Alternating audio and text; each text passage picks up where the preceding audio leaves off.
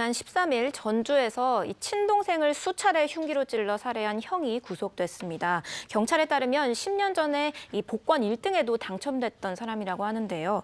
당시에 당첨금으로 8억 원을 받았는데 동생에게 1억 4천만 원을 건네면서 집 사는데 보태라고 할 정도로 우애가 깊었다고 합니다. 복권 1등에 당첨됐는데 억 단위 돈을 동생에게 줘요. 그렇게 형제 우애가 좋았는데 도대체 10년 동안 무슨 일이 있었던 겁니까? 10년 동안 무슨 일이 있었길래 이렇게 칼부림까지?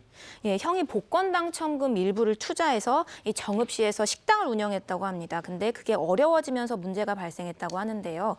이 잘 되던 식당이 문 닫을 위기에 처하니까 동생에게 사줬던 그 집을 담보로 해서 은행에서 4,600만 원을 빌렸다고 합니다. 아마 잘 되던 식당이었기 때문에 이 고비만 넘기면 괜찮아질 것이다 라는 생각으로 돈을 빌리지 않았을까 싶어요. 예, 맞습니다. 이 돈으로 재기를 노렸는데 어려워진 식당 사정은 쉽게 바뀌지 않았습니다. 매달 은행에 내야 하는 25만 원의 대출금 이자도 제대로 못 내는 심각한 상황에 이르렀는데 이 대출금 이자를 누가 낼지를 놓고 굉장히 다툼이 잦았다고 합니다. 사건 당일에도 이 문제로 싸우다가 급기야 형이 동생을 수차례 흉기로 찔러서 살해하는 지경에 이르렀는데요. 네. 예, 그래서 피의자도 경찰 조사에서 술을 마시고 동생과 다투다 홧김에 저질렀다. 이렇게 범행 대부분을 인정했다고 합니다. 사실 형의 입장에서는 내가 너한테 준 돈이 얼만데 대출금 이자도 못 내주냐 이렇게 서운할 수도 있고 동생 입장에서는 아무래도 내 집을 담보로 빌려줬는데 이자를 잘 내줘야 하는 거 아니냐 뭐 이런 생각이 들었을 수도 있을 것 같아요. 이자를 제때 안 내면 또 집이 압류가 되잖아요.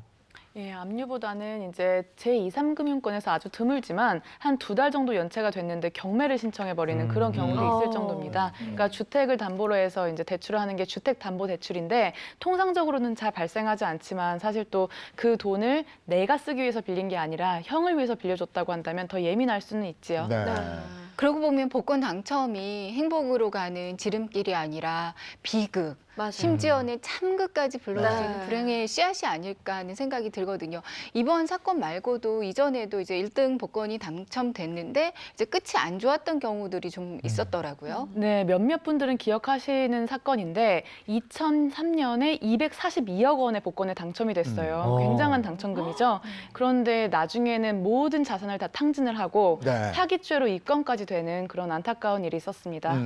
우리나라에서 그렇게 큰 금액이 당첨된 적도 있나요?